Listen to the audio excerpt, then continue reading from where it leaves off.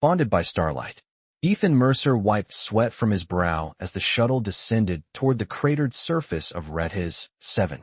Outside his viewport, rivers of molten magma carved glowing veins across the obsidian landscape. The official Interstellar Diplomatic Corps briefing had described the planet as thermally challenging. That was like calling a supernova slightly warm. Final approach to Karthval settlement, announced the pilot. Brace for atmospheric turbulence. Ethan checked his breathing apparatus one last time. Even in the climate-controlled landing areas, Redhis 7's air contained sulfur compounds that could irritate human lungs.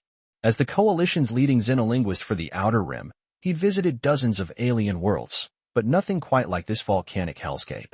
Remember your assignment parameters, his superior had told him before departure. The Draxthari have requested a cultural liaison for trade negotiations. They're a proud warrior culture, but potential valuable allies. Don't mess this up, Mercer. The shuttle touched down with a thud. Ethan gathered his meager belongings and the diplomatic package. His heart hammered against his ribs as the airlock hissed open, revealing 3 towering figures. The Draxthari stood over 7 feet tall, their skin a mottled pattern of crimson and charcoal. Bony ridges protected their skulls, sweeping back into natural crests that each warrior adorned with unique metallic ornaments. Their eyes glowed amber in deep-set sockets, and their muscular frames made even the fittest humans look fragile by comparison. Greetings, Ethan said in careful Draxthari, the clicks and growls of their language feeling strange in his human throat. I am Ethan Mercer, representative of the Coalition. The center figure stepped forward. Unlike her companions, her crest bore elaborate platinum rings and her arms displayed intricate scarification patterns that Ethan recognized as military honors. I am Valkyra, battle commander of Karthval, she replied, her voice deeper than he expected. You speak our tongue poorly, but with courage. This pleases us. Relief washed through him. First contact going well so far. Our matriarch awaits, Valkyra continued. You will present yourself according to protocol. Ethan nodded, falling into step behind the imposing aliens. The settlement sprawled before him, structures carved directly into volcanic rock, reinforced with some kind of metallic alloy. Heat shimmers rose from vents in the ground, and Draxthari moved purposefully through the wide avenues, many engaged in what appeared to be combat training. The central hall loomed like a cathedral of obsidian. Inside, dozens of Draxthari warriors formed a gauntlet leading to an elevated throne where an ancient female sat, her crest adorned with countless metal rings. Approach, human, the matriarch commanded. Ethan walked forward, acutely aware of being scrutinized by the galaxy's most formidable warriors. According to protocol, he knelt before the throne and presented the ceremonial gift, a container of rare earth spices that research suggested would appeal to Draxthari palates. The Coalition extends friendship and seeks mutual prosperity, he said formally. The matriarch examined the offering, then nodded approvingly. Rise and share the fires of fellowship with my finest warrior. Before Ethan could consult his mental database of Draxthari customs, Valkyra approached with a steaming bowl. The liquid inside glowed with an unnatural orange luminescence. Drink, she commanded. Ethan hesitated only briefly before accepting the bowl. The diplomatic briefing had mentioned ritual consumption but not specifics. The liquid burned his throat like nothing he'd ever experienced, sending waves of heat cascading through his body. By the stars, he gasped, fighting to maintain composure as his eyes watered. That's remarkable. Valkyra's eyes widened slightly. She took the bowl and drank deeply, then faced her people. The human endures the fire. His spirit burns bright. The assembled warriors erupted in what Ethan hoped was approval. The matriarch rose from her throne, suddenly seeming much more interested. Now the binding, she announced. Before Ethan could ask for clarification, Valkyra grasped his hand. Her skin radiated heat like a furnace. She produced a ceremonial blade and, without warning, drew it across her palm, then his. Their blood mingled, hers dark purple, his bright red, as she pressed their hands together. Under the eternal flames, we are bound, Valkyra declared. Your strength joins with mine. The gathering erupted in thunderous pounding of fists against armored chests. Ethan maintained his diplomatic smile, though inside he was panicking. This wasn't in the briefing at all. Later, in his assigned quarters, a Spartan chamber carved from volcanic rock, a younger Draxthari named Jarrell explained the situation. You have joined with Valkyra in the ritual of Kethmarai, Jarrell said, seeming both impressed and amused. What your kind might call marriage. Ethan nearly choked. Marriage? There must be some misunderstanding. I'm here as a diplomat. Jor-El's head crest fluttered and what Ethan was learning signified amusement. When you shared the burning nectar and praised its potency, you completed the first challenge. Then you accepted the blood bond. By our oldest laws, you and Battle Commander Valkyra are now lifemates. Can it be undone? Ethan asked carefully. Jor-El's expression darkened. Only by death or the rite of severance, which would bring great dishonor to Valkyra. Her position as future matriarch would be forfeit. Ethan sank onto the stone bench. Inadvertently married to an alien warrior princess. The coalition would have his head. The morning ritual begins at first light, Jor-El added casually. I suggest you rest. Few humans have survived the cleansing run. The what? But Jor-El had already left, leaving Ethan alone with his thoughts. Morning came far too quickly. A gong resonated through the settlement, and moments later, Valkyra entered his quarters without ceremony. Rise, mate. We joined the clan in honoring the awakening volcano. Ethan stumbled after her into the pre-dawn darkness. Dozens of Drax-Thari had gathered at the settlement's edge, their bodies glistening with some kind of protective oil. Valkyra handed him a small vial. Apply this. It will shield your fragile skin from the worst effects. The oil smelled of sulfur and something metallic, but Ethan dutifully applied it to his exposed skin. Ahead stretched a narrow path winding between active lava flows. We run the Path of Embers daily, Valkyra explained. 5 kilometers through the heart of Karthak caldera. Ethan stared in horror. Through active lava fields? The path is stable, she replied, as if that addressed all concerns. Usually. What followed was the most grueling physical experience of Ethan's life. The Drax-Thari sprinted along narrow rock bridges spanning bubbling magma, leaped across smoking crevasses, and navigated terrain that would qualify as an extreme hazard zone on any human world. The air scorched his lungs despite his breathing apparatus, and only the protective oil kept his skin from blistering in the intense heat. He fell behind almost immediately. Several warriors cast disapproving glances at their commander's new mate. Valkyra, however, dropped back to pace alongside him. Your form is terrible, she noted. But you continue despite weakness. This shows promise. Trying not to die, Ethan gasped. By the time they returned to the settlement, Ethan was barely conscious. He collapsed onto the stone floor of his quarters, every muscle screaming in protest. Rest briefly, Valkyra told him. The morning combat circle begins in 1 hour.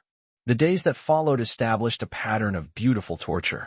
After the morning run came ritual combat training, where Ethan was thoroughly thrashed by progressively younger Drax-Thari warriors. Afternoon brought diplomatic meetings interspersed with endurance rituals and steam caves hot enough to boil human flesh without the protective oils. Evenings featured elaborate meals of foods that alternated between surprisingly delicious and actively trying to kill him. And then there were the bonding rituals with Valkyra.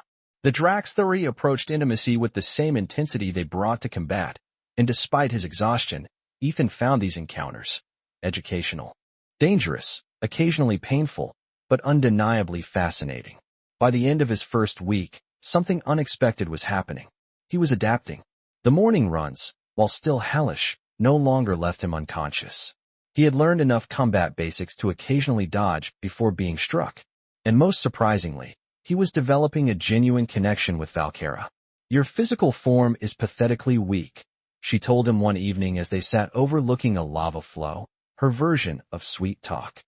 Yet you persist. This quality, perseverance despite limitation, is rare even among my people. On Earth, we call it stubborn stupidity, Ethan replied, making her crest ripple with amusement. Perhaps your coalition has wisdoms worth learning, she admitted. Though I would never say this before the council. Speaking of the council, Ethan had begun to notice political currents beneath the seemingly unified warrior culture. During diplomatic meetings, tensions simmered between Valkyra's clan and another faction led by a battle-scarred warrior named Drecker. Jor-El, who had become something of a friend and cultural interpreter, explained the situation.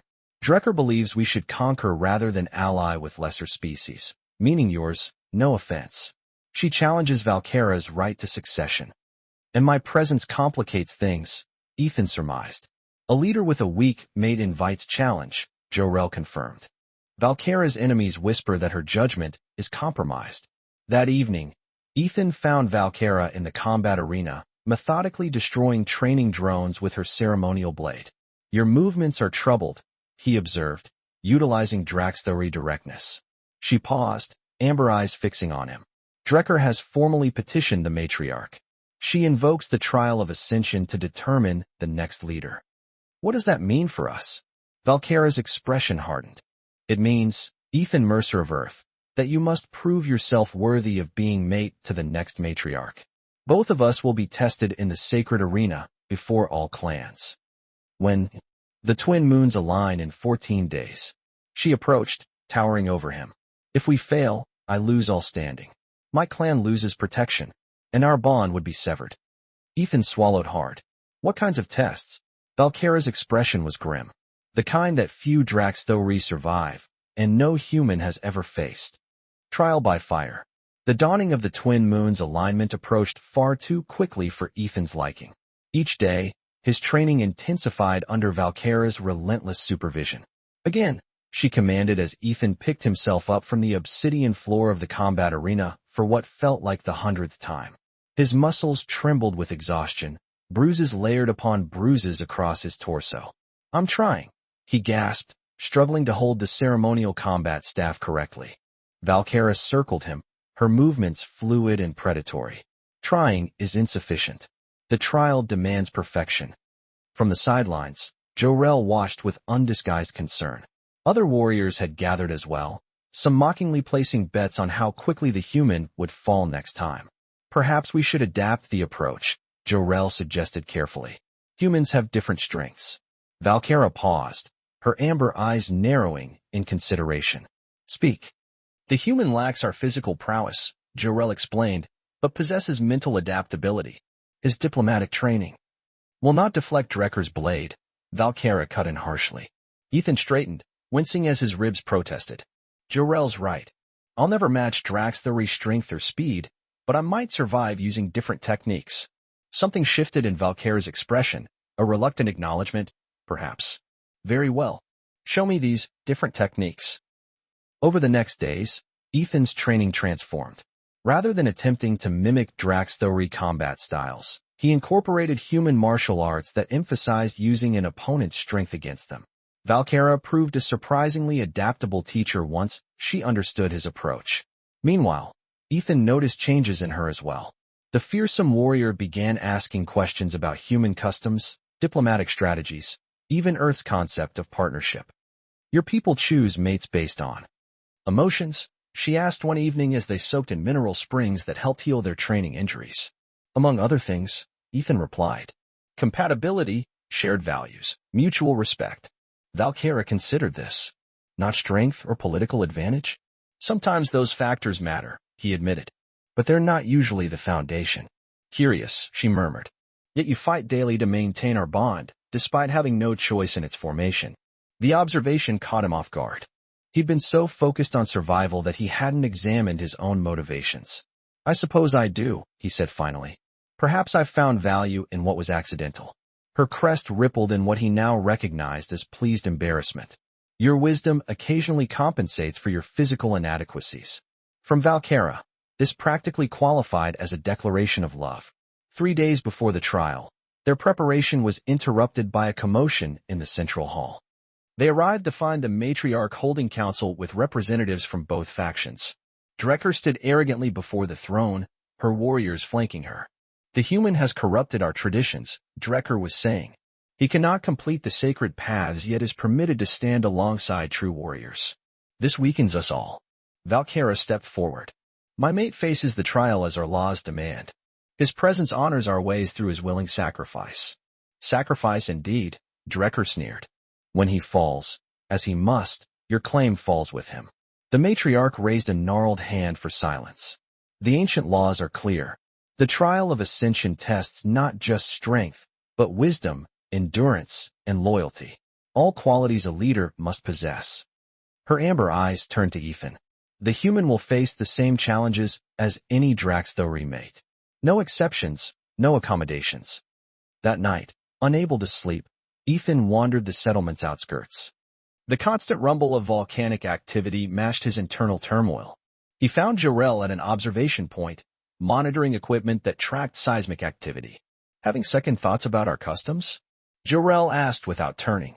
Trying to figure out how to survive them, Ethan replied, joining him at the console. The readings made little sense to him, but he noticed Jorel's concerned expression. Something wrong. Unusual activity in the eastern chambers, Jorel murmured. The timing is concerning. How so? Jorel hesitated. The trial takes place in the ancient arena, a stabilized caldera deep within the eastern complex. These readings suggest disturbance in that sector. Ethan studied his friend's face. Natural disturbance? Perhaps. Jorel didn't sound convinced. Or perhaps someone ensures the trial will be particularly challenging. The implication was clear. Drecker, I have no proof, Jorel said carefully. But she has supporters among those who monitor the sacred chambers. Ethan returned to his quarters troubled, finding Valkyra in deep meditation. He shared Jorel's concerns, watching her expression darken. Sabotage of the trial grounds is forbidden, she said finally. But not impossible. We must proceed with greater caution. The day of the trial arrived with ominous rumbling from deep within the planet. The entire Draxthari population gathered at the ancient arena, a massive caldera ringed with stone seating, its floor a patchwork of solid rock islands amid bubbling lava flows. The matriarch presided from an elevated platform. Today we witnessed the trial of ascension, her voice carried across the assembly. Valkyra and her mate Ethan Mercer faced the challenges of body, mind, and spirit against Drecker and her chosen champion, Zarkus. Drecker's champion was the largest Draxthari Ethan had ever seen, his scaled skin bearing the scars of countless victories. He fixed Ethan with a predatory stare that promised pain. The first challenge was combat, not to the death, but until submission. Ethan faced Zarkus on a central platform while Valkyra simultaneously battled Drecker. Begin, the matriarch commanded. Zarkus charged immediately, expecting to overpower the human quickly. But Ethan had trained for this moment. He sidestepped at the last instant, using the Draxthari's momentum to send him stumbling toward the platform's edge. The crowd gasped. What followed was not pretty. Ethan couldn't match the alien's strength, but he could use his smaller size and greater agility to avoid direct confrontation. Each time Zarkus attacked, Ethan redirected rather than opposed the force. The champion grew increasingly frustrated, his movements becoming less disciplined. Meanwhile, Valkyra and Drecker fought brilliantly, their combat a lethal dance of skill and power. Though evenly matched in strength, Valkyra displayed superior technique, gradually gaining advantage. 15 minutes into the grueling contest, Ethan noticed something wrong. The platform beneath them trembled unnaturally. Small fissures appeared, venting superheated gas. Jorel's warnings echoed in his mind. The arena is destabilizing, he shouted to Valkyra during a momentary proximity. She nodded almost imperceptibly, having noticed the same. The matriarch, too, was watching the floor with concern, consulting with advisors. Zarkus seized the moment of distraction to land a powerful blow that sent Ethan sprawling. Pain exploded through his shoulder as the massive warrior pinned him. Submit, weakling, Zarkus growled. Through blurred vision, Ethan saw Valkyra glance his way, concern flashing across her features. That split second of divided attention allowed Drecker to strike viciously at her knee, bringing her down. The platform shuddered more violently. A crack raced across its surface directly between the combatants. This was no natural occurrence. Ethan was certain now. Someone had engineered this accident. With a tremendous effort, he twisted from beneath Zarkus, ignoring the searing pain in his shoulder. The arena is sabotaged, he shouted, loud enough for all to hear. This is no trial. It's an assassination attempt. Confusion swept the gathering. The matriarch rose from her seat, gesturing for the combatants to withdraw, but at that moment, the platform's center collapsed entirely. Lava surged through the opening as warriors scattered. All except Drecker, who suddenly produced a ceremonial dagger and lunged toward the matriarch's platform. The old ways end today. Understanding blazed through Ethan with terrible clarity. The destabilized arena wasn't just sabotage, it was distraction for a coup attempt. Several warriors in the assembly revealed hidden weapons, moving toward clan elders. The plot was larger than just Drecker. Valkyra reacted instantly, intercepting Drecker before she could reach the matriarch. Their combat resumed with lethal intent. Ethan found himself facing not just Zarkus, but two additional conspirators who had leapt onto what remained of the platform. Protect the matriarch. Valkyra shouted as she grappled with Drekker at the platform's edge. Ethan's diplomatic training had included basic security protocols, but nothing prepared him for fighting multiple alien warriors on a crumbling rock island surrounded by lava. He ducked beneath a sweeping blade, searching desperately for some advantage. The platform continued disintegrating, forcing everyone toward its shrinking center. Jor-El and loyal warriors engaged the conspirators throughout the arena, but chaos reigned. In that moment, Ethan saw something none of the Draxtheri noticed, a pattern to the platform's collapse. His geological training recognized it immediately. The fissures were following intentionally placed explosive charges, and they were sequential. "Valkyra," he shouted. "Third quadrant, next detonation in seconds." She didn't question him, immediately changing position. Sure enough, the section he'd indicated exploded upward seconds later, spraying molten rock. Had she remained there, she would have been killed instantly. The matriarch's guards fought valiantly, but were outnumbered. 3 conspirators had nearly reached her position. Without thinking, Ethan grabbed a fallen warrior's staff and threw himself into their path. "Coalition Diplomatic Code 7, he announced formally, invoking rarely used emergency protocols. "As recognized representative, I claim protective responsibility for the sovereign leader of this world." The unexpected invocation and his pronunciation of the formal Draxtheri legal terms created momentary confusion among the attackers. That hesitation gave loyal warriors time to regroup and engage the conspirators. The platform gave another sickening lurch. Ethan found himself separated from Valkyra by a widening river of lava. She battled Drekker at the far edge while he faced Zarkus near the matriarch's position. "Your interference ends here, human," Zarkus snarled, advancing with deadly purpose. Ethan backed up, painfully aware of the drop behind him. "This isn't about me or Valkyra," he replied, playing for time. "You're betraying your entire civilization for Drekker's ambition." "Our civilization grows weak with talk of alliances," Zarkus spat. "The strong conquer, the weak serve." Across the gap, Valkyra had gained advantage over Drekker, driving her to the platform's edge. But as she prepared the final strike, the section beneath her feet suddenly collapsed. She fell, catching the edge with one hand. "Valkyra!" Ethan shouted, horror flooding him. Distracted by his mate's peril, he didn't see Zarkus's attack coming. The warrior's blade caught him across the ribs, sending white-hot pain through his body. He stumbled backward, falling to one knee. Zarkus raised his weapon for the killing blow, and suddenly howled in agony as a ceremonial dagger embedded itself in his shoulder. Jor-El had joined the fight.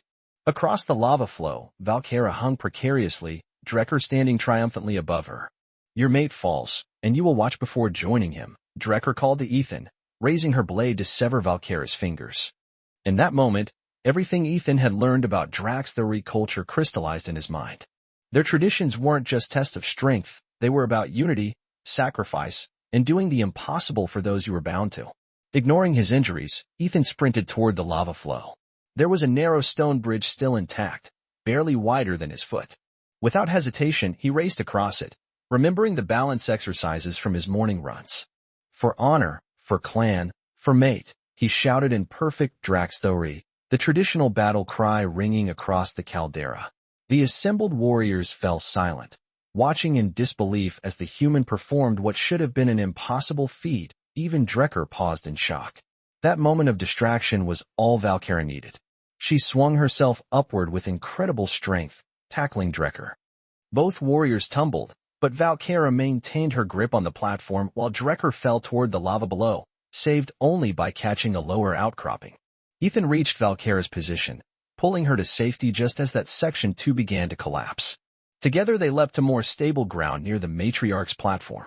"The charges follow a pattern," Ethan gasped, pointing out remaining explosive devices to Valkyra. "If we can disable the trigger mechanism." She nodded grimly. "The control would be with Drekker's chief technician. There." She indicated a hooded figure at the arena's edge, manipulating some device. Working together, they fought their way across the disintegrating arena. Loyal warriors had subdued most conspirators, but the platform continued to collapse as programmed detonations continued. They reached the technician just as he prepared to trigger the final sequence, charges placed directly beneath the matriarch's position. Valkyra disarmed him with brutal efficiency while Ethan disabled the detonator. When it ended, Drekker and 17 conspirators had been captured. The ancient arena was heavily damaged, but the majority of Draxtheri had survived, including all clan elders. The matriarch herself approached Ethan and Valkera as they sat exhausted amid the aftermath, their injuries being tended by healers. The trial of Ascension tests leadership in crisis, she announced, her voice carrying to all present. Today we witness true leadership, not just strength of arm, but strength of mind and heart. She placed her ceremonial hand on Valkera's shoulder, then, surprisingly, on Ethan's as well. The succession is decided. Valkera will lead when my time ends, with her mate Ethan Mercer standing as equal partner. She raised her voice further. And the coalition shall have not just allies, but family among the Draxthori. Later, in the privacy of their quarters, Valkera applied healing salve to Ethan's wounds with unexpected gentleness. You could have fled to safety, she observed. No Draxthori would have faulted an outsider for self-preservation. Ethan smiled despite the pain. And leave my mate hanging? That would violate at least 6 daily traditions. Her crest rippled with amusement. You understand our ways better than I credited. I'm beginning to, he admitted. Your traditions aren't just tests, they're preparation. Building strength, unity, trust. Everything you need to survive on a world that's constantly trying to kill you. And you? She asked, uncharacteristic vulnerability in her voice. Do you wish to continue these traditions? Our bond was formed without your understanding. Ethan took her hand, so much larger than his own, yet now familiar and cherished. Some human traditions involve choosing your partner every day, he said. So yes, I choose this bond. Though maybe we could start the morning run at 5 instead of 4. Valkera's rumbling laughter echoed through their quarters. Outside, the volcanoes of Redhis, 7 continued their eternal dance of destruction and creation, much like the bond between human and Draxthori. Forged in fire, tested in crisis, and stronger for the tempering.